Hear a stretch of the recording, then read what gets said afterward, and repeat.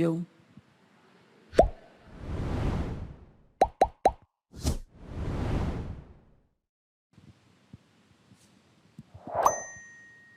O Senhor esteja convosco. Proclamação do Evangelho de Jesus Cristo segundo Marcos.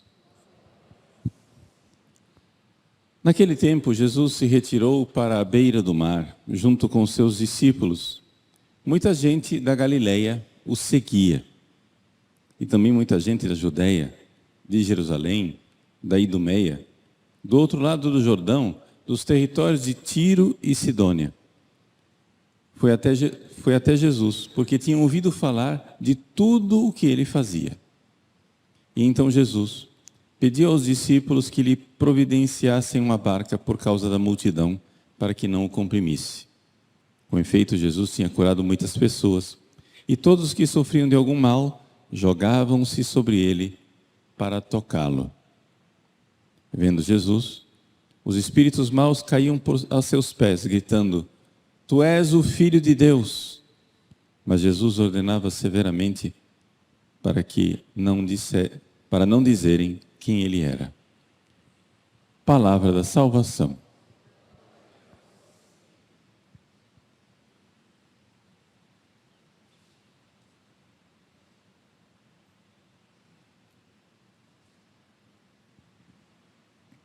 Meus queridos irmãos e irmãs, celebramos hoje a memória do diácono mártir São Vicente.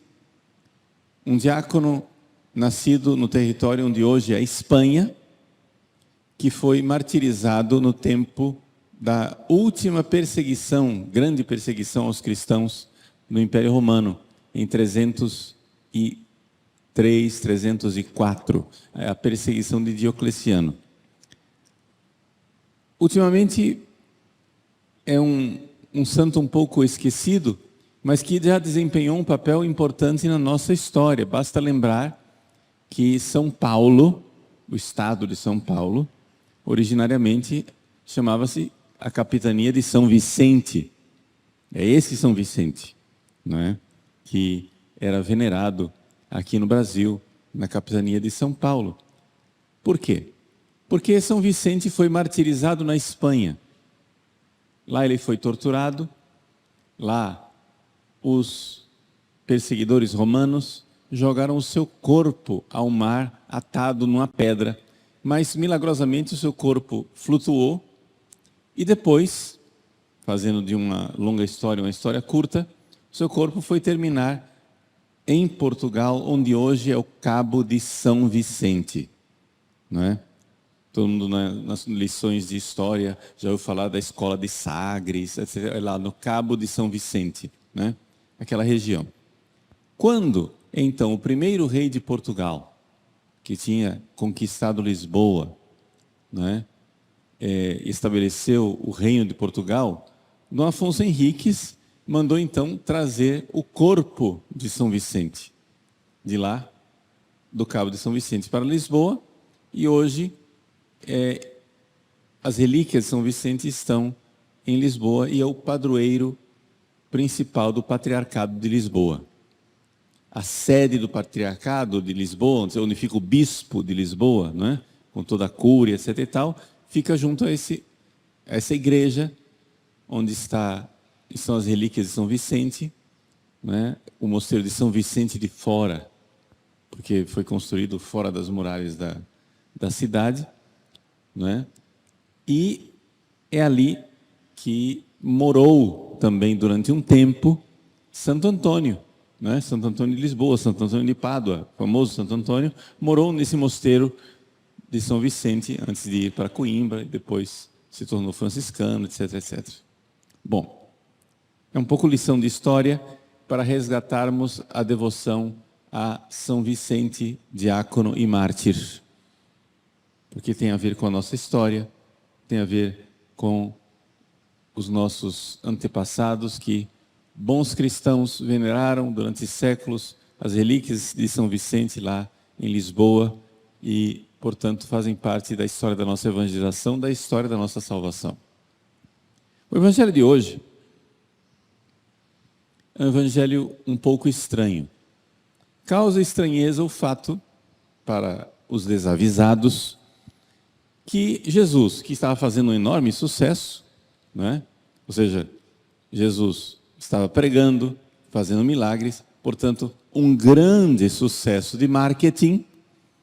Jesus, então, depois que ele expulsa os demônios, que dizem quem ele é, e dizem corretamente, tu és o Filho de Deus, melhor do que isso, né? Impossível.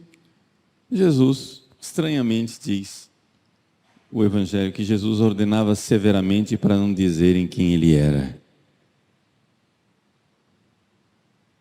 Ou seja, Jesus estava evangelizando para mostrar para as pessoas que ele era Filho de Deus.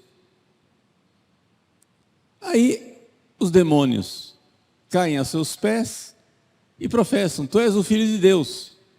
E ele diz, fiquem quietos, calem a boca, não é para falar isso. Por quê? Né? Por quê? Várias razões. A primeira delas é nós entendermos que professar a fé verdadeira não é simplesmente dizer e saber quem Jesus é. É evidente que os demônios sabiam quem era Jesus, mas os demônios não professavam a fé. Se você materialmente, não é, estudou o catecismo, e você no catecismo aprendeu que Jesus não é somente homem, não, ele é Deus eterno, não é? Ele é o Filho de Deus eterno que se fez homem, e você sabe disso, e você aprendeu, e você repete isso, e você realmente tem consciência que Jesus é o Filho de Deus. Isto é uma profissão de fé materialmente correta. O conteúdo está correto, não é? Mas isso não quer dizer que você tem necessariamente fé.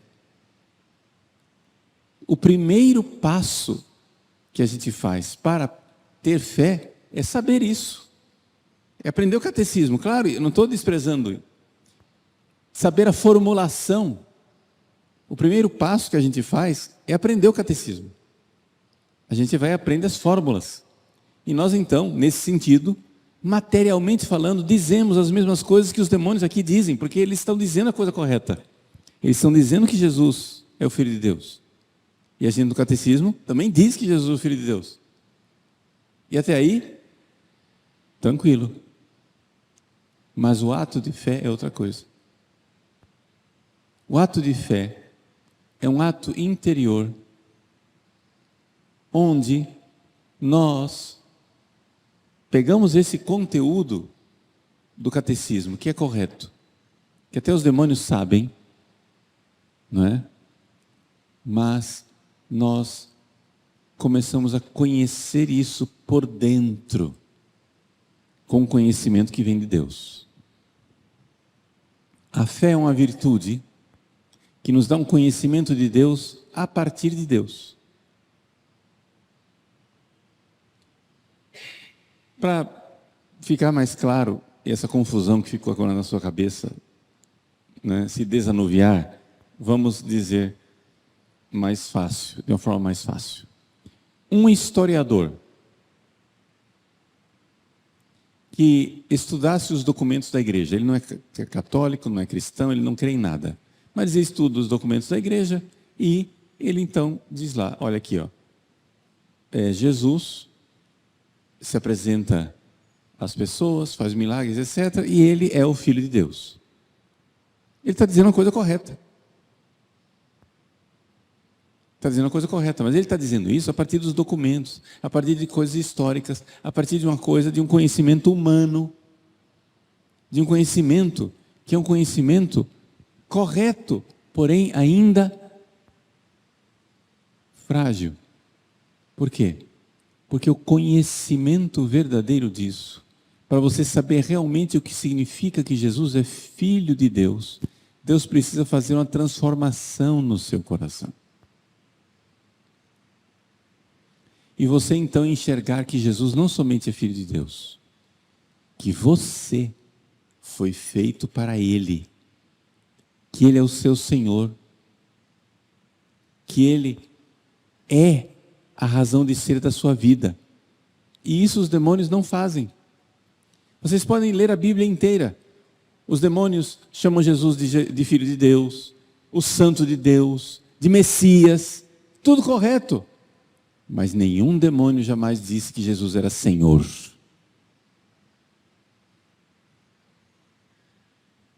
Por quê? Porque isso exige um ato de fé. E o ato de fé significa eu dizer, Ele é Filho de Deus e, portanto, quem sou eu? Eu sou dele. Eu pertenço a Ele. E conhecer isso é uma coisa que somente Deus pode fazer na nossa alma. Somente quem professa com a boca e crê no seu coração que Jesus é Senhor, é que movido pelo Espírito Santo tem um conhecimento verdadeiro de quem é Jesus. Os historiadores, os estudiosos,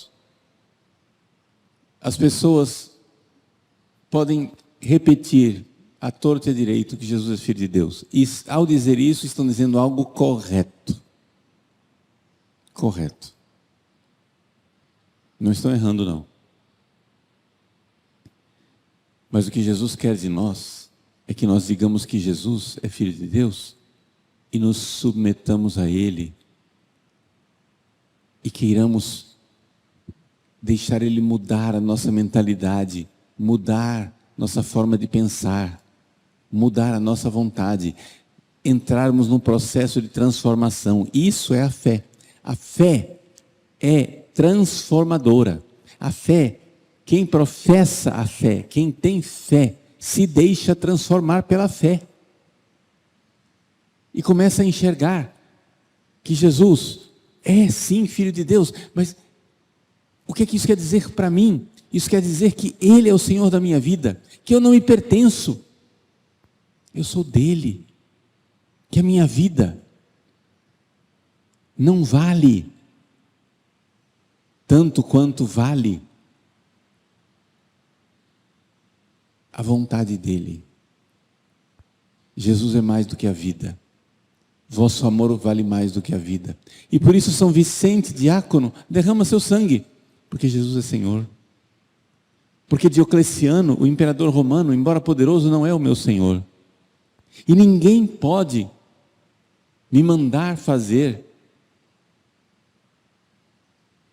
e tirar a minha liberdade, me mandar fazer uma adoração de um Deus falso. Os mártires entregam tudo, porque Jesus vale mais do que tudo. Os demônios dizem que Jesus é Filho de Deus, mas os demônios não sofrem por amor a Jesus, não se submetem a Jesus, não deixam Jesus ser o seu Senhor, não professam a fé verdadeira.